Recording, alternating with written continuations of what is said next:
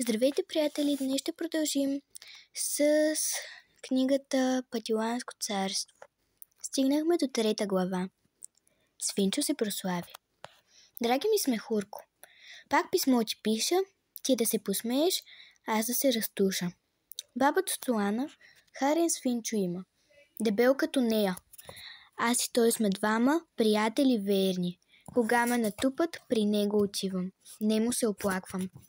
Той ме грухти кротко и ме утешава. Преди 2 недели разбрах, че ще колят за Коледа свинча. Домашня ми много.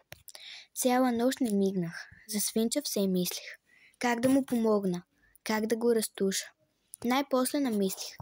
Аз бях чувал често от съседа края, че неволя тежка с вино се забравя.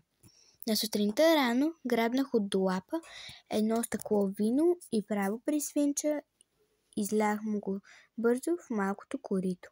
И така му реках. Не веднъж ти, свинчо, си ме утешавал. Сега мой ред иде, лоши дни те чакат. Сръбни, утеши се, вънка излез после. Да поразходи се. По мен ако питаш, не връщай се вече. Забегни далече. Послушаме, свинчо, хубавичко сръбна. В коритото капка, винце не остави. Но зато и пък толкова славно се прослави. Мирен в друго време, сега свинчо рипна. Стобора прескочи и хукна навънка. Да се взе на среща Чичо Тънкопредко. Свинчо го събори и той падна възнак с краката нагоре. Но свинчо не спря се.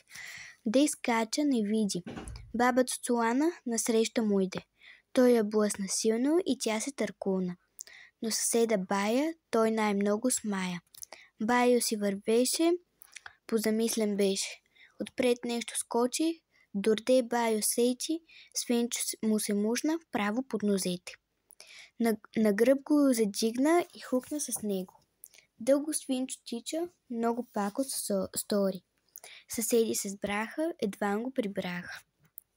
Чичо Тънкопредко с дебела тояга, като ме подхвана, като за налага.